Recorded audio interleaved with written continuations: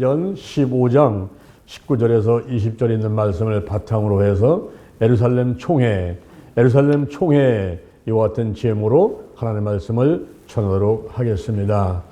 예루살렘 총회는 AD 49년, 지금으로부터 2000년 전 AD 49년에 이방인들을, 이스라엘 백성이 아닌 이방인들을 이 교회로 받아들이는 것이 옳은 일이냐 잘못된 일이냐 하는 것을 결정하기 위해서 모여서 회의를 했던 그 회의를 총칭해서 예루살렘 총회다 이렇게 이야기를 하는 것입니다.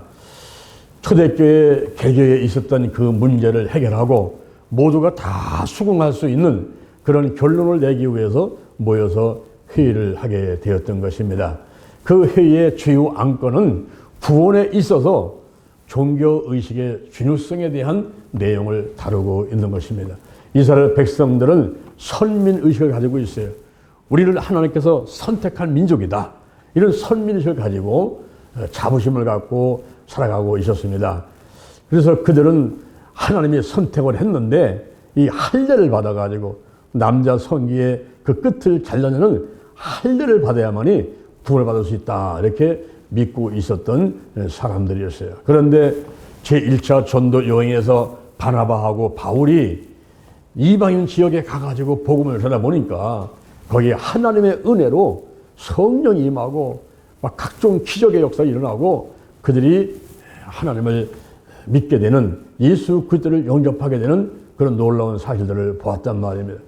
그럴 때에 유대인들은 그것을 인정할 수가 없는 거예요. 할례를 받아야만이 구원받는데 할례도 안 받고 뭐 하나님 믿는다고 하는 거 우리는 인정하지 못하겠다. 이렇게 이제 주장을 하게 되었던 것입니다.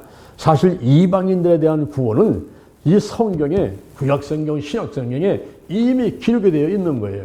창세기 22장 18절, 창세기 22장 18절에 내 씨로 말미암아 천하 만민이 복을 얻으리라 그랬어요. 또한 예수님께서도 마가복음 16장 15절에서 온 천하에 다니며 만민에게 복음을 전파하라고 유언으로 말씀을 하셨던 것입니다. 오늘날 대한민국 백성들이 이렇게 예수를 영접하게 된 것은 바로 하나님의 은혜지요. 우리가 할례를 받고서 예수를 믿고 하나님의 자녀가 된 것이 아니지 않습니까? 그런데 그 당시에는 이 문제가 너무너무 중요했던 문제이기 때문에 예루살렘에 모여가지고 총회를 하게 되었던 것입니다. 어떻게 진행이 되었는가 하는 것을 몇 가지 나눠서 말씀을 나누면서 은혜를 받고자 합니다.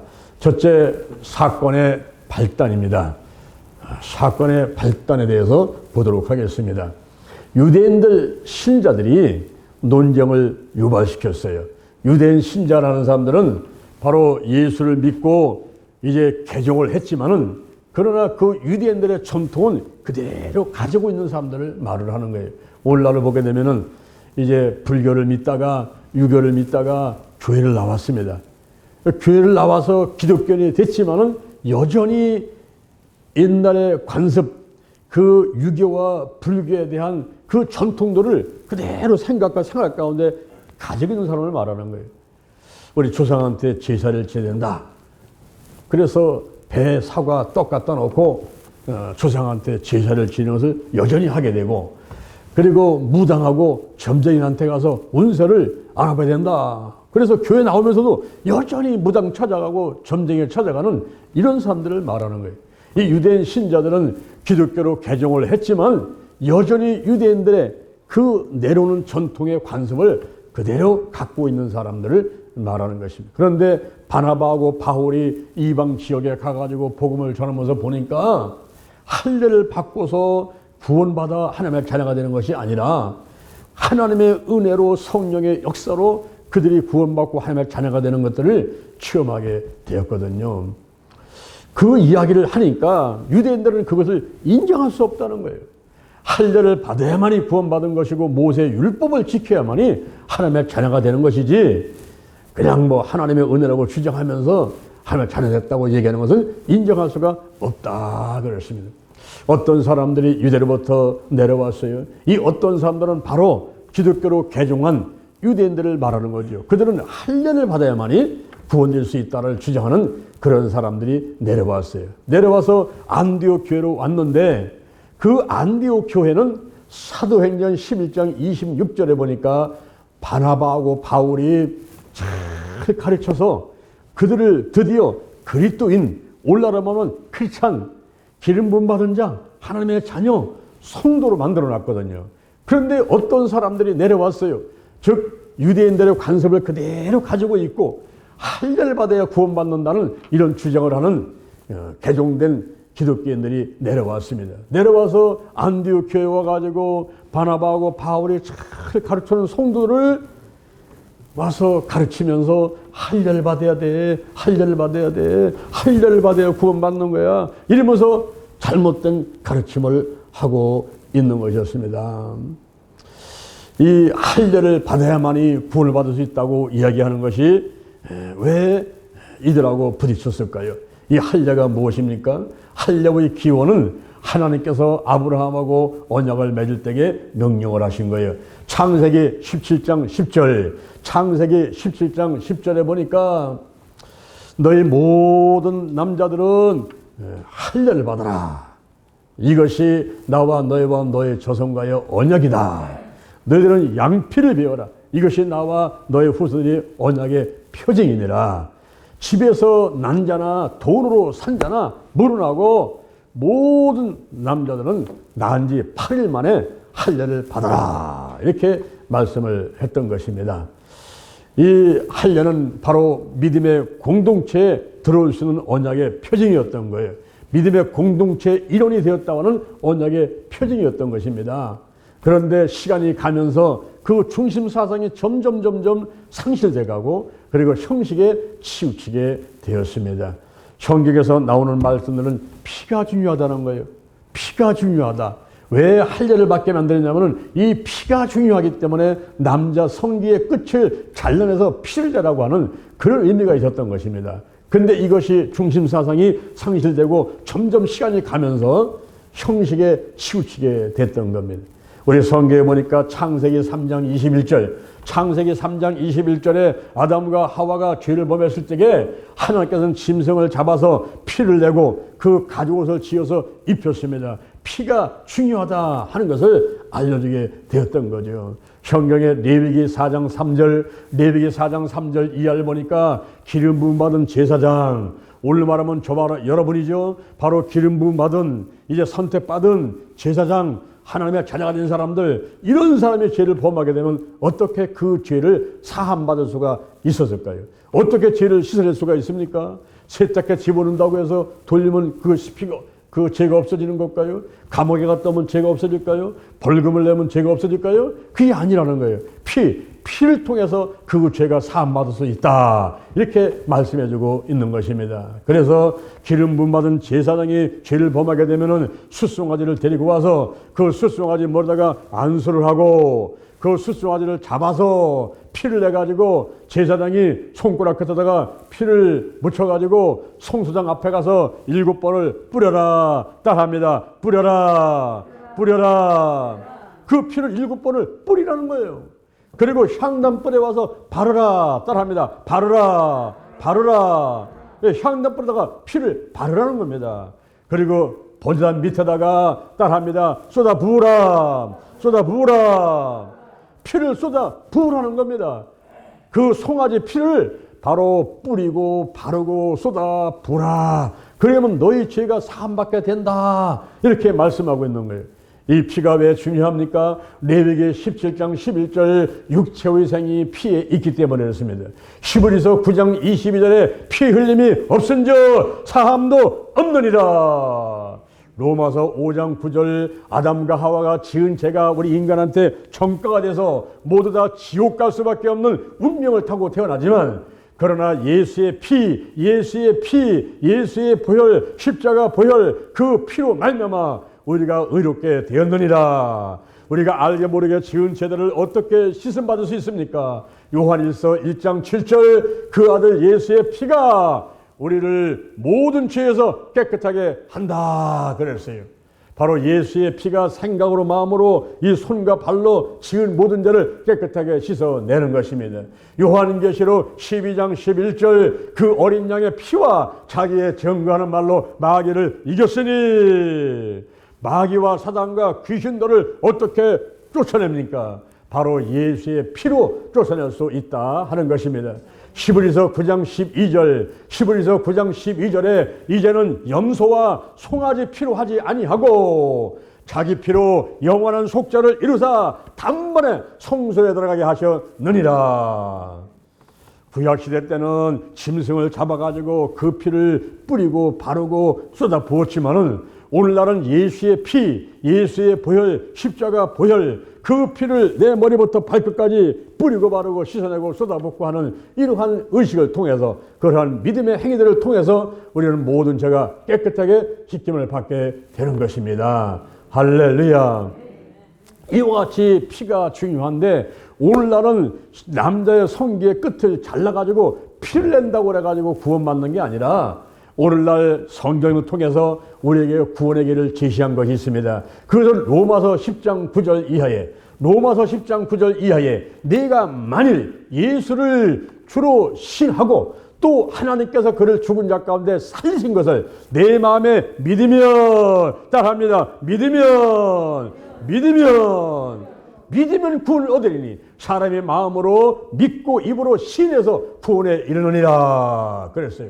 요한복음 3장 5절에 물과 성령으로 나지 않으면 하늘나라에 들어갈 수가 없다 그랬습니다. 오늘날 마음으로 믿고 입으로 신하고 그리고 침례를 받고 성령 세례를 받고 그렇게 하게 되면 고린도전서 12장 3절 성령이 아니고는 예수를 주시할 자가 없느니라. 성령이 충만히 임하는 가운데서 내가 믿어지고 하나님의 은혜로 구원받아 하나님의 자녀가 되는 이런 길들을 성경에서는 제시하고 있는 것입니다. 그런데 유대인들은 할례를 받아야 구원된다, 할례를 받아야 천국 백성 된다, 할례를 받아야 하나님의 자녀가 되는 것이다, 이렇게 잘못된 주장을 하고 있으니까 거기에 다툼과 변론이 생길 수밖에 없게 되는 것입니다. 그래서 바나바하고 바울하고 이 유대인 신도들하고 막 다투는 거예요. 여러분, 지금 우리 대전 힐링 교회에 일 들어가지고 신천지가 들어왔습니다. 통일교 교인이 들어왔습니다. 들어와가지고 잘못된 교리를 가르친다고 하면은 이 담임 목사인 장로 목사가 가만히 있으면 되겠습니까? 우리 전사님이 가만히 있으면 되겠습니까? 우리 권사님과 집사님들 손들이 가만히 있으면 되겠습니까? 그 사람하고 변론을 하고 쫓아내고 그래서 나머지 선한 우리 성도들이 거기에 물들지 않고 그쪽에 유혹받고 쫓아가지 않도록 그렇게 막아지지 않겠습니까? 그래서 이 바나바하고 바울이 온갖 노력을 하면서 그 할례를 받아야 구원받는 그 사람들하고 다투고 변론을 하게 되는 것이죠. 그럴 때에 이제 성도들이 작정을 했어요. 이래서는 안 되겠다. 우리끼리 이 문제를 해결해서는 안 되겠다. 이 교회는 개개가 있지만 위에는 지방회가 있어요. 지방위원은 총회가 있습니다. 그래서 예루살렘 교회가 중심지이기 때문에 이 문제를 우리끼리 해결할 것이 아니라 이제 예루살렘 교회가 올려가지고 거기서 결정을 내릴 수 있도록 해줘야 되겠다. 이렇게 작정을 하고 바나바하고 바울하고 몇 사람을 이제 예루살렘 교회가 파송하게 되는 이런 일들을 하게 된 것입니다. 그래서 그들이 떠날 때에 전송을 했는데 가면서 이 바나바하고 바울하고 몇 사람들은 이제 예루살렘으로 가면서도 역시 전도를 하는 거예요. 오늘날로 말하면 대전에서 서울을 가는데, 대전에서 서울을 갑니다. 이제 돌아오는 14일 날, 15일 날, 11월 14일 날, 15일 날은 우리 기독교 대한 하나님의 성회가 생긴 지 70주년 되는 날이란 말이에요. 70주년. 우리 순복음, 우리가 이제 순복음이라고 얘기를 하지만은 정확한 명칭은 기독교 대한 하나님의 성회 총회란 말이죠. 그 총회를 제가 이제 올라간단 말이에요. 올라가는데 이 대전에서 올라갈 때에 지금은 KT 타고 올라가지만은 그러나 옛날에는 어떻게 했어요? 이제 걸어서 가십니까? 집신짝 여기다 매달고서는 올라가는데 뭐 열흘 20일 한 달 걸려가지고 걸어 올라가겠죠. 이렇게 올라갈 때에 여기서 대전에서 천안을 거쳐가지고 서울 올라갈 때에 가면서도 전도했다 이 말이에요. 그냥 서울만 가는 거로 끝난 게 아니라 이 바나바하고 바울은 베니게하고 사마리아 지역을 지나가지고 예루살렘으로 가는데 그 가면서도 복음을 전했어요. 그러니까 열심히 특심이었지요. 이렇게 이제 그 바나바하고 바울을 그 예루살렘 교회다가 이제 보내기 위해서 전송을 하고 그들이 이제 올라가는데 과연 할례를 받아야지 구원받는 것이냐, 그렇지 않고 하나님의 은혜로 성령의 역사가 구원받는 거냐, 이 문제를 해결하기 위해서 이제 이렇게 바나바하고 바울이 예루살렘으로 올라가게 돼서 그 총회에 참석하게 된 것입니다. 두 번째 사도들의 증언을 보도록 하겠습니다. 이 바나바하고 바울 일행이 몇 사람과 더불어서 드디어 예루살렘에 도착을 했어요. 도착을 했더니 그곳에 장로들하고 사도들하고 성도들이 막 버선발로 뛰어나오는 거예요. 버선발로 뛰어나옵니다. 이 바울이 개종을 하고 3년 후에 예루살렘교를 한번 방문했던 적이 있었는데 그때는 냉대를 받고 의심받아가지고 별로 환영한 사람도 없었고 야고보, 예수님의 둘째 동생 야고보만 만나가지고 이야기하고 들어온 적이 있었거든요. 근데 이번엔 달라요. 이번에는 바나바하고 바울하고 몇 사람이 가니까 온 교회가 몰려나가지고 환영을 하는 것입니다. 그동안 바울과 바나바가 제1차 전도여행을 하면서 비시디 안디오로 이고니온으로 루스드라로 가면서 많은 사람들을 구원시켰다는 것을 소문을 듣고 있었기 때문에 너무너무 반가워가지고 아이고 수고하셨다고 달려와서 막 환영을 하는 거예요. 이렇게 이제 도착을 해서 막 환영을 받으니까 얼마나 또 마음에 신납니까? 그래서 바나바하고 바울이 자기들이 복음을 전하면서 했던 일을 막 이야기를 이제 하는데 그때 그 예루살렘 교회에도 또 반대파들이 많이 있었어요. 이 파가 있는데 시브리파, 헬라파, 뭐 바리새인파, 사두개파도 있는데 그 바리새인파들이 반대를 하는 거예요. 모세 율법을 지켜야 되고 할례를 받아야지 구원받지. 뭐 가서 복음만 전했다고 해서 그들이 구원받는 거냐? 이렇게 이제 반대를 하는 것입니다. 그래서 사도들과 장로들이 모였어요. 모여가지고 이제 회의를 하기 위해서 모였는데 큰 변론이 있습니다.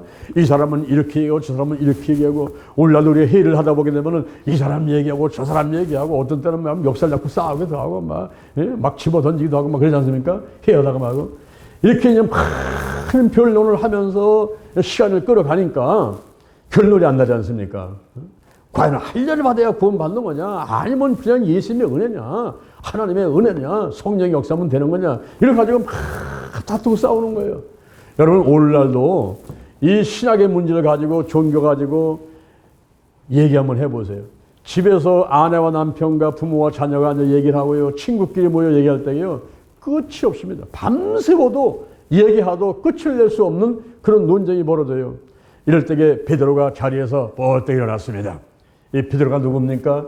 그 예루살렘 교회의 기둥 역할을 하는 예수님의 수제자고, 그리고 나가서 복음을 전할 때에 유대인들만 아니라 이방인들한테까지 복음을 전했는데, 이 베드로가 특히 고넬료 가정에 가가지고 이방인의 집에 불림받아가지고 가가지고 복음 전할 때에, 말씀을 전할 때에 그때 성령이 강력하게 임하셨던 것을 체험했던 사람이거든요.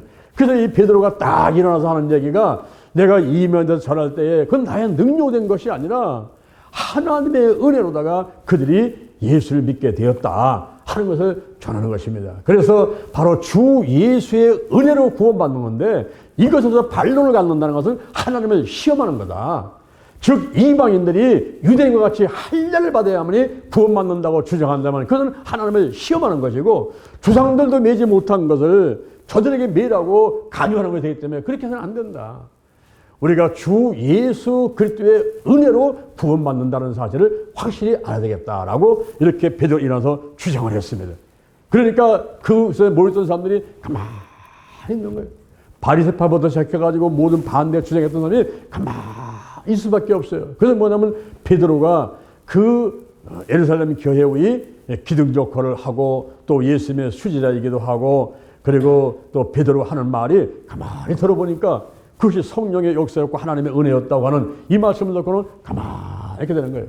그럴 때 이제 바나바하고 바울이 일어났습니다. 바나바하고 바울이 일어나가지고 간증을 하는 거예요. 간증. 오늘날로 말하면 간증을 하는 겁니다. 자기들이 제1차 전도 여행을 하면서 이제 있었던 모든 일을 전부 간증하면서 보고를 하게 되었습니다. 사도행전 13장 4절, 사도행전 13장 4절 이하에서 이제 수리의 안디옥 교회를 떠나가지고 실루교로 내려가서 배를 타고 구부로로 가려고 배를 탔는데 그때 구부로에 살라미에 도착을 한 거죠. 살라미에 도착을 해서 여러 회당에서 복음을 전하다가 그들이 그 구부로의 가운데 섬을 지나가지고 바보라는 곳에 도착을 했는데 거기서 바예수라는 사람을 만났다는 거죠. 그 사람은 유대인 거짓 선지자 박수였습니다. 올라오는 박수무당이었어요. 하나님을 믿는 척했던 그 박수무당인데 그 박수무당과 함께 있는 사람이 총독 서기오 바울이었습니다. 이 총독 서기오 바울이 하나님의 말씀을 듣고자 하는데 이 박수가 말리는 거예요. 왜냐하면 총독이 예수를 믿어버리게 되면은 자기 자리가 의택게 되니까 그를 믿지 못하게끔 말리는 겁니다. 그때 바울이 성령이 충만해가지고 선포해버립니다. 모든 괴계와 악독이 가득한 자여, 마귀의 자식이여, 모든 의의 원수여, 내가 주의 바른 길을 굳게 하는 것을 그치지 못하겠느냐. 주의 손이 내 위에 있어서 내가 이제 소경이 되어 하늘 보지 못하게 되리라 하고 선포해버립니다.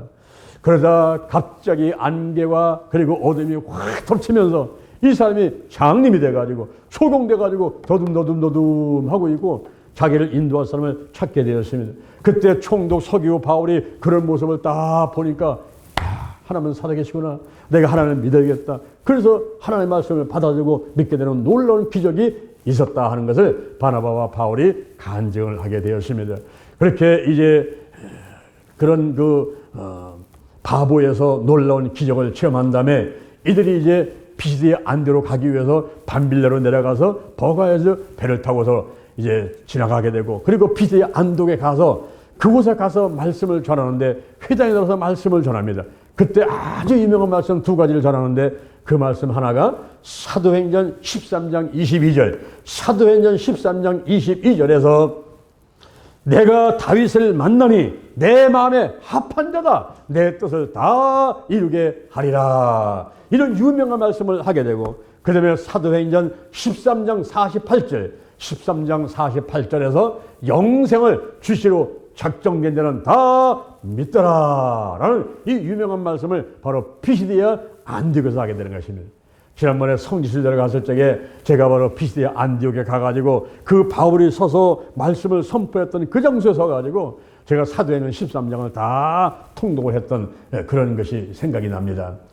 이제 사도 바울이 거기서 바나바와 더불어 가지고 사도행전 13장 내용을 가지고 선포를 하면서 말씀을 전했던 것을 이제 간증을 또 하는 거예요. 그다음에 더 나가서는 사도행전 14장 1절 이하에 사도행전 14장 1절 이하에서 이고니온으로 갔습니다. 누스라로 갔습니다. 그 누스드라에 갔을 때에 이 바울이 복음을 전하는데 거기 나면서부터 안진병이 된 자, 한 번도 걸어보지 못한 사람, 나면서부터 안진병이 된 자가 바울의 복음을 가만히 듣는데 그때 바울이 그 사람을 보니까 구원받을 만한 믿음이 있었던 거예요. 그래서 그를 향해서 외칩니다. 네 발로 바로 일어서라. 네 발로 바로 일어서라. 그랬더니 그 사람이 뛰기도 하고 걷기도 하면서 나면서 안진병된 자가 치유받는 놀라운 기적이 있게 되었습니다. 그럴 때에 루스들에 있는 사람들이 전부 일어나가지고 신이 사람의 형상으로 나타났다 해가지고 바나바를 스스라고 하고 그리고 바울을 허메라고 하는데 바로 바나바를 제우스 신이라고 하고 그리고 바울을 허메로스 신이라고 하고 이러면서 허메라고 외치는 것입니다. 그럴 때에 우리도 너희들과 똑같은 성정이기 때문에 우리한테 제사 지내면 안 된다 이러면서 말렸던 이런 일들을 이제 이 바나바와 바울이 간증을 하게 되는 것입니다. 그러면서 이고니온에서 루스드라에서 이제 복음을 전할 때에 그 이고니온에서 온 사람들, 피시디에서 온 사람들, 이런 사람들이 원정을 와가지고 돌로다가 바울을 쳐가지고 이 바울이 돌에 맞아가지고 죽은 자가 돼버렸죠. 그래서 그 몸뚱아리를 성막에서 내쳤는데 완전히 죽지 않고 하나님 은혜로 다시 살아나가지고 다시 일어나가지고 이제 더베에 가서 또 복음을 전하고 다시 거꾸로 돌아오면서 더베에서 이고니온, 루스라로 그리고 피시디아 안디옥으로 돌아오면서 쭉 복음을 전하면서 각 교회에다가 장로들을 세워주고 금식하고 기도하면서 주께 부탁하고 우리는 돌아왔다. 이런 간증을 하게 된 것입니다. 할렐루야. 그럴 때에 이제 세 번째 야고보의 제안이 있었어요. 야고보의 제안이었습니다. 이 야고보가 누굽니까? 이 사람은 예루살렘 교회의 베드로와 함께 거기에 기둥 역할을 하는 수석 목회자, 오늘날로 말하는 수석 목회자라고 할 수가 있고 율법주의자인데, 이 사람은 그 예루살렘 총회의 의장이었어요. 의장이었기 때문에 이제 많은 사람들이 모여가지고 회의를 하고 변론을 하고 뭐 싸우기도 하고 한 거를, 그리고 이제 베드로가 발언을 하고 바나바와 바울이 증언을 하고 이렇게 이제 한 것을 전부 정리하기 위해서 야고보가 딱 일어난 것입니다. 일어나서 정리를 하는데, 이 야고보가 누구냐면은 예수님의 둘째 동생이었어요. 바로 밑에 동생이었어요. 예수님의 바로 밑에 동생이 그 야고보인데, 우리 성경에 보면 야고보라는 말이 많이 나오지만은 여기 예루살렘 총회에서 그 의장 역할을 한 이 사람은 예수님의 동생 야고보였습니다. 마태복음 13장 55절, 마태복음 13장 55절에 보니까 그 예수님의 가족이 나오는데 목수의 아들이었죠. 예수님은 목수의 아들이었어요. 아버지 요셉이 목수였습니다. 그리고 어머니는 모친은 마리아였어요. 그리고 형제가 있었는데 그 동생들이 한 명은 야고보, 그 다음에 요셉, 그 다음에 시몬, 그 다음에 유다, 그리고 누이들이 있었다 그랬어요.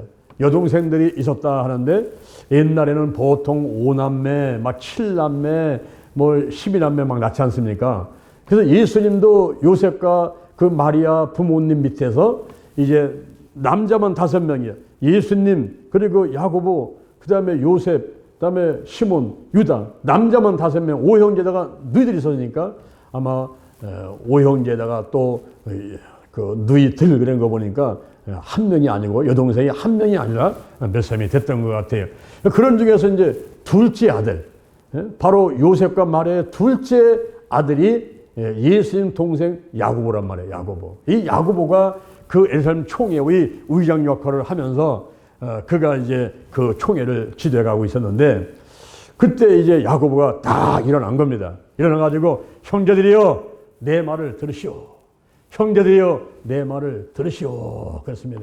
여기 베드로가, 오늘날로 말하는 베드로 목사님이, 이 베드로가 고넬료 집에 가가지고 말씀을 전할 때에 이방인인 그 고넬료의 집에 성령이 강력하게 임해가지고 그들이 바로 예수를 영접하고 기독교인들이 됐는데, 이것은 선지자의 하신 말씀이 베드로를 통해서 성취된 것을 말하는 것입니다.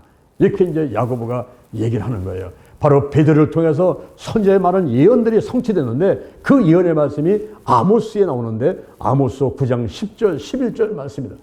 아모스 선지자가 그 구약에서 예언했던 말씀이 바로 베드로를 통해서 이루어지는데, 할례를 받아가지고 구원되는 게 아니라 이방인들한테 가서 말씀을 전할 때에 거기 성령이 임한 걸 보니까 이게 바로 하나님의 은혜다. 이것은 바로 성령의 역사를 해가지고 예수 그리스도의 은혜로 말미암아가지고 그들이 이제 기독교인들이 됐는데, 우리가 이 베드로가 말씀 전할 때에 선지자의 글이 성취된 것을 알아야 된다 하면서 사도행전 15장 16절, 오늘 본 말씀 사도행전 15장 16절에서 이렇게 말씀을 하고 있습니다. 다윗 장막이 무너졌을 적에 다시 그걸 세우고 퇴락한 것을 다시 세워나가는데, 다시 짓고 세워나가는데, 그때 남은 자들과 이방인들이 주께로 돌아오더라. 이방인들이 주께로 돌아오더라. 이것이 아모스 9장 10절에서 11절 나오는 예언의 말씀인데, 그 말씀이 바로 베드로를 통해서, 바울을 통해서, 바나바를 통해서 이방인 지역에서 이루어졌으니 이것을 누가 말리겠느냐. 이렇게 야고보가 얘기를 한 것입니다. 그래서 하는 얘기가, 이방인들이 주께로 돌아오는 것을 괴롭게 하지 마라. 이방인들이 주께로 오는 것을 할례를 받아야 된다고 그래가지고 막고 그들이 오지 못하게 막지 말아달라. 그들을 괴롭게 하지 마라. 다만 이방인들이 예수를 믿으려면은 이제 4가지를 요거를 주의하도록 우리가 편지를 내가지고 당부를 하는 걸로 끝을 맺자. 이렇게 예루살렘 총회에서 결론을 내게 되는 것이었습니다. 바로 그 4가지는 뭐냐면은 우상의 더러운 것을 멀리하라. 우상의 더러운 것. 우리가 내 마음을 빼앗는 것, 하늘보다 더 사랑하는 것, 이게 우상인데, 시편 115편 4절에 보니까, 시편 115편 4절에 너희의 우상이 뭐냐? 그건 바로 은과 금이 우상이다. 은과 금을 하늘보다 더 사랑할 때 그건 바로 우상이 된다 이 말이에요. 그리고 너희가 만든 수곡물이다. 우리가 부처를 만들어 놓고 거기에 절한다. 이게 우상이라는 거예요. 그리고 나무를 조각을 해가지고 천하 대장군, 지하 여장군 세워놓고서 그 앞에 가서 절을 하는 거. 이것이 바로 우상이라는 거죠. 옛날에는 해를 보고 달을 보고 별을 보고 절을 하고 산천 초모 앞에서 별을 하고 돼지머리 갖다 놓고 제자리에 절을 하고 이게 바로 우상숭배란 말이에요. 이런 걸 멀리하라는 거예요. 우상의 더러운 것과 그 다음에 음행과 그리고 목매어 죽인 것, 목매어 죽인 것을 멀리하라. 그리고 피를 멀리하라. 피. 목매어 죽인 게 뭡니까? 옛날에는 잡을 때 보면은 목을 매달아가지고 남에다가 풀려가지고 쫙 잡아 당겨가지고 버둥버둥 데다가 죽어갔죠. 이런 걸 먹지 말라는 거예요. 왜냐하면은 그 개가 죽어가면서 얼마나 이 화가 나고 몸에 독을 갖다가 뿜어가면서 그 사람을 증오했겠어요. 그 죽어가면서 얼마나 이 몸에는 독소가 많이 나왔겠습니까? 그때 그걸 먹으면 사람이 몸보신하는 게 아니라 오히려 독약을 먹게 되기 때문에 이 목매어 중요해서 먹지 말라는 거예요. 근데 피를 멀려라. 피. 이 피가 중요하기 때문에 피는 육체의 생명이기 때문에 피를 멀려라. 그래서 우상의 더러운 것하고 그 다음에 음행하고 목매어 죽인 것하고 피를 멀리하고 요 네 가지만을 멀리하는 것을 전부 각 성에다 편지를 내가지고 회당서마다 모세의 글을 읽으면서 예배드리는 올라르만 예배당 교회다가 전부 다 공문을 보내고 편지를 내가지고 이방인들이 예수를 믿으려고 하면 요 네 가지만을 조심하고 그리고 그들이 예수 믿겠다고 오는 거는 괴롭게 하지 마라. 할례를 받아야 구원받는 게 아니다. 이게. 그 의미는 뭐냐면 피가 중요하다는 것을 얘기한 것이지 오늘 남자의 성기 끝을 자른다고 그래가지고 그 사람 구원받는 거예요. 그러면 포경수술하는 사람은 다 구원받은 거예요. 그게 아니란 말이죠. 오늘날 교회를 와가지고 예수 믿고 함께 나가게 되는 것은 바로 성령의 역사고 할렐루야. 여러분들이 오는 것은 하나님의 은혜고 그래서 하나님의 자녀가 된 것이지 우리가 어떤 행위를 통해서 뭐 성기껏을 잘른다 해가지고 할례를 받는다 해서 구원받는 게 아니다 하는 결론을 바로 예루살렘 총회에서 내리게 되었던 것입니다. 오늘날도 개개의 문제가 생기게 되면 지방회로 갖고 가고 지방의 문제 생기면 총회로 갖고 가고 이러면서 해결을 받게 되는데 이제 오늘날 우리가 확실히 알 것은 바로 성경. 우리가 성경으로 돌아가고 예수님께로 돌아가고 여기서 하신 말씀대로 순종하고 나가게 되면은 바로 올바른 믿음을 갖고 생활하게 되는 것이고 이 땅에서 환경의 천국, 마음의 천국을 이루고 행복하게 살아가다 이 생명이 다하게 되면 저 천국으로 가게 되는 것을 믿는 여러분 되기를 주님의 이름으로 축원을 드립니다. 할렐루야. 자, 여러분 가슴에 손 한번 얹어보세요. 저희 기도를 한번 따라하기 바랍니다. 우리가 구원받는 것은 마음으로 믿고 입으로 시인하는 거예요. 하고 또 하고 하고 또 하고 아침밥 먹고 점심밥 먹고 저녁밥 먹고 어제 먹었지만 오늘 또 먹듯이 우리가 하나 앞에 가는 순간까지 영적으로 이렇게 마음으로 믿고 입으로 시인하는 이런 일들을 반복적으로 하게 되는 것입니다. 자, 저의 기도를 한번 따라하기 바랍니다. 하나님 아버지, 저는 죄인입니다. 어디에서 와서 무엇 때문에 살며 어디로 가는지 방황하며 살아왔습니다. 오늘 목사님 말씀 듣고 가슴에 믿음으로 손을 얹었습니다. 나를 위해서 죽으시고 나를 위해서 부활하신 예수님을 나의 구세주로 모셔드립니다. 지금부터 천국 갈 때까지 나와 함께하여 주옵소서. 나의 영과 혼과 몸과 환경의 모든 질병들을 치유하여 주옵시고 새 사람으로 백세 건강하도록 축복해 주옵소서. 예수님의 이름으로 기도드립니다. 아멘. 자, 여러분 몸이 아픈 사람은 아픈 자리에 손을 얹으시기 바랍니다. 문제는 사람은 가슴에 손을 얹으시기 바랍니다. 제가 다시 한번 치유 기도를 하겠습니다. 예수의 보혈을 바르고 뿌리고 씻어냅니다. 머리부터 발까지 쏟아 붓습니다. 하나님께서 오늘 이 시간에 저들과 함께하여 주옵소서. 물과 피와 성령은 하나입니다. 피가 있는 곳에 성령이 임하시고 운행하시고 역사하는 줄로 믿습니다. 나사렛 예수 그리스도 이름으로 멸하니 더러운 질병은 다 드러나고 떠나갈지어다. 문제를 해결받게 될지어다. 가정의 사업장의 직장의 자녀의 물질의 문제가 다 해결받게 될지어다. 하나님 아버지, 오늘 우리가 몸이 아파서 아픈 자리에 손을 얹었습니다.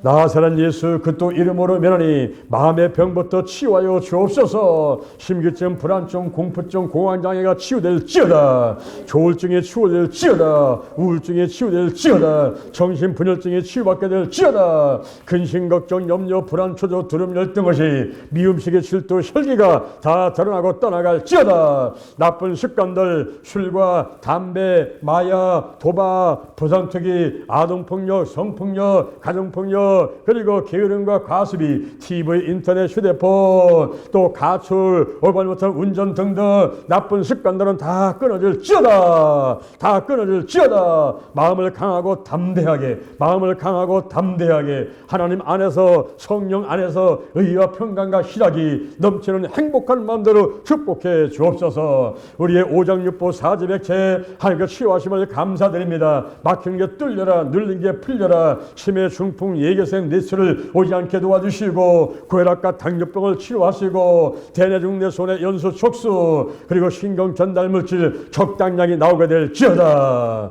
머리 빠지는 거, 눈썹 빠지는 거 멈추게 하시고, 눈의 시력이 좋아지게 하시고, 그리고 청력이 좋아지게 하시고, 코에 입에 있는 질환들 다 치유받게 될지어다. 폐병이 치유받고 심장을 튼튼하게 하시고, 비장, 췌장, 간과 실계 모두 다 튼튼할지어다. 방광염과 방광암, 위암 다 깨끗하게 치유하시고 잘 먹고 소화 잘 되도록 축복하여 주옵소서. 변비, 치질, 치료, 또 전립선 비대증, 전립선 암을 깨끗하게 치유하여 주옵소서. 또 어깨 오십견과 허리 아픈 거, 목 디스크, 허리 디스크, 그리고 무릎의 관절염, 발목 아픈 거, 손목 아픈 거, 발이 저리고 쥐가 나는 거, 손발이 차가운 거 다 치유하여 주옵소서. 피부병, 알레르기, 아토피, 기미, 적응깨, 여드름 다 치료하시고, 아버지 비만증, 고지혈증 다 치료해 주시고, 잘 먹고 잘 자고 대소변 잘하고 혈액순환 잘 되게 도와주시고, 백세 건강 축복해 주옵소서.